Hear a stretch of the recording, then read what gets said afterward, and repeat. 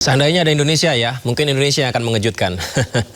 Dan jelang Piala Dunia 2026, FIFA resmi mengeluarkan aturan baru dalam pertandingan Piala Dunia tahun ini. Salah satunya waktu maksimal lemparan ke dalam, ini hanya 5 detik saja, tidak boleh lebih.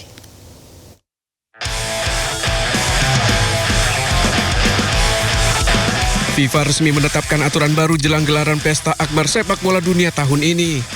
Pertama, pemain dilarang menutup mulut saat terjadi konfrontasi. Jika dilakukan, pemain akan menerima kartu merah.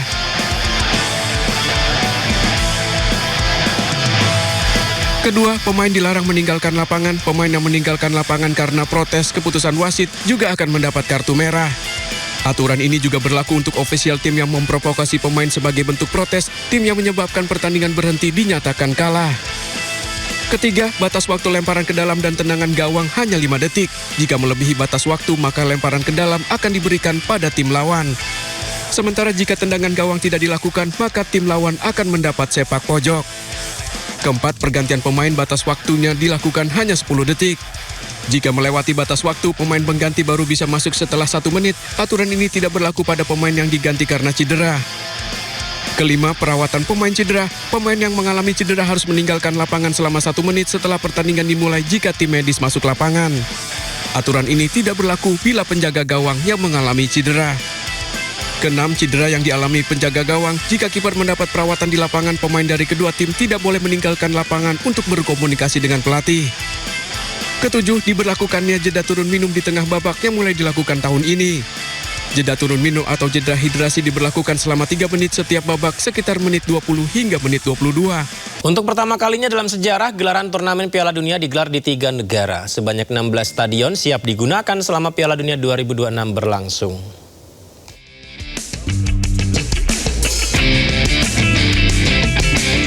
Kanada, Amerika Serikat, dan Meksiko berbagi tugas sebagai tuan rumah Piala Dunia 2026. Tuan rumah 3 negara ini adalah pertama kalinya sepanjang sejarah Piala Dunia. Sebanyak 16 stadion telah dipilih untuk menggelar pertandingan mulai dari babak penyisihan hingga partai final. Di Kanada, turnamen akan diselenggarakan di 2 stadion, yakni di Stadion BC Place yang terletak di Vancouver dan Stadion Toronto di Ontario.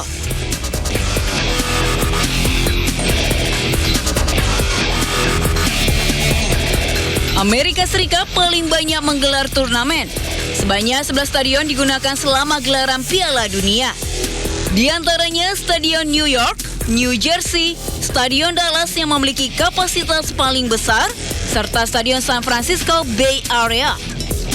Selain itu, ada pula Stadion Miami yang biasanya digelar untuk konser-konser besar, Stadion Philadelphia, hingga Stadion Kansas City.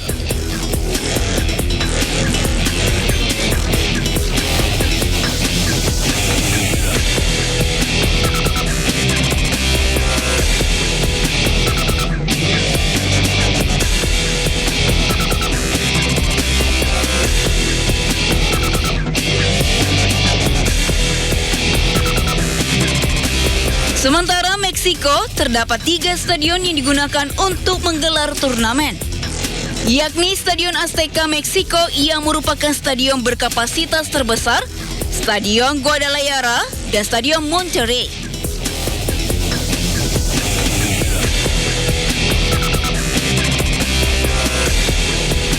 Ke-16 stadion dirancang secara spektakuler dan penuh perhitungan. Diharapkan para penonton bisa nyaman saksikan pertandingan selama turnamen berlangsung.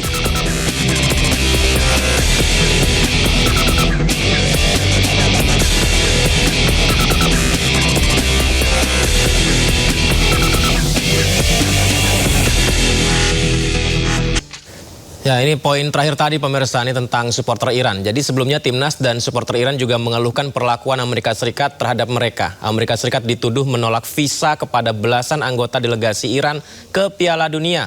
Sementara supporter Iran mengkritisi pembatasan yang dikenakan tim selama turnamen.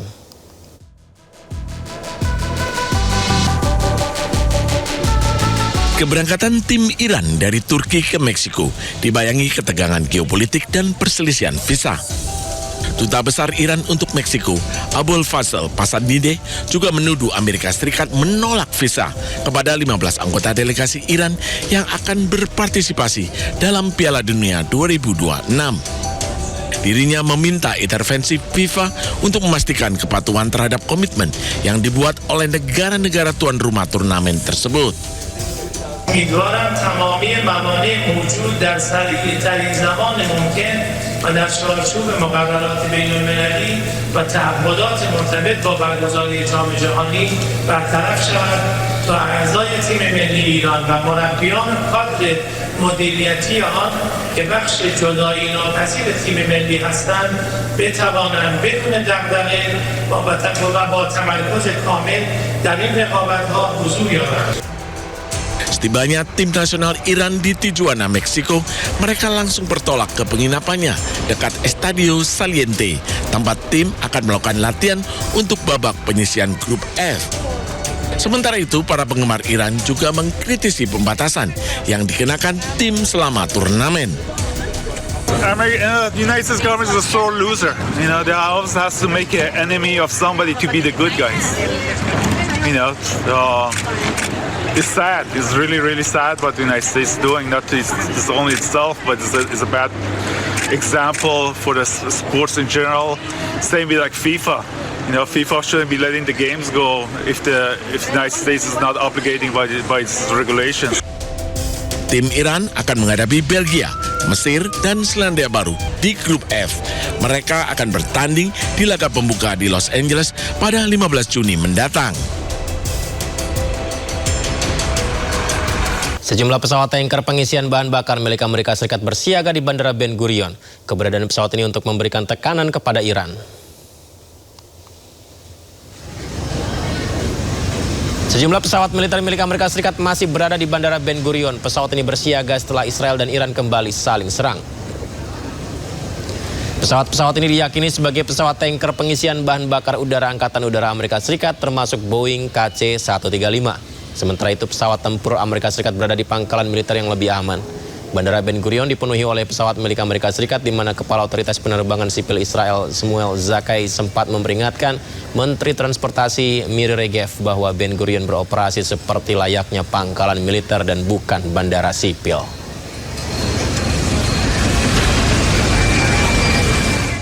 Ya, kembali memanasnya Iran dengan Israel mulai berdampak pada aktivitas sipil. Antrian panjang memadati bandara utama Israel di Tel Aviv setelah sejumlah maskapai membatalkan penerbangan menyusul saling serang rudal yang mengguncang kawasan Timur Tengah.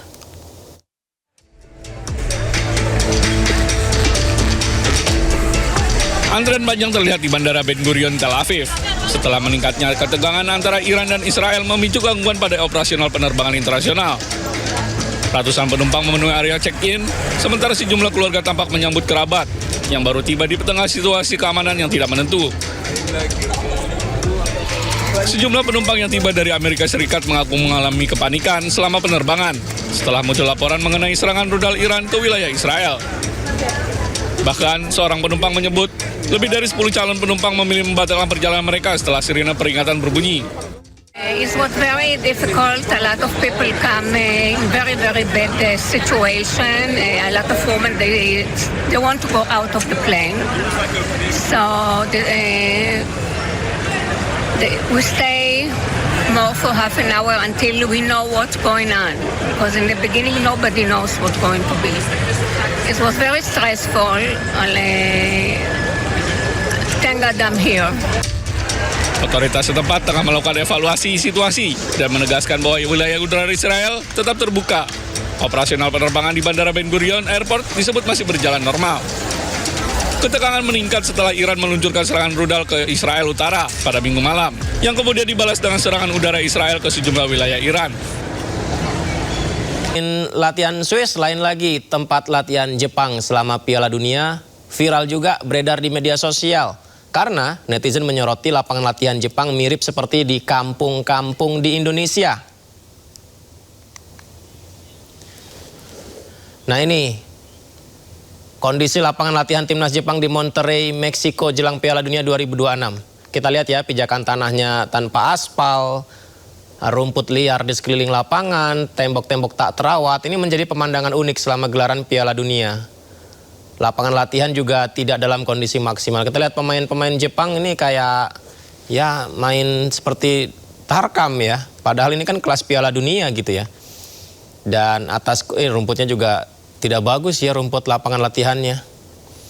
Dan atas kondisi ini Jepang kemudian memindahkan lokasi latihan mereka ke fasilitas El Barrial yang dinilai lebih baik dan aman untuk menunjang persiapan. Saya jadi ingat main bola waktu SMA kalau kayak gini. Padahal ini Piala Dunia loh.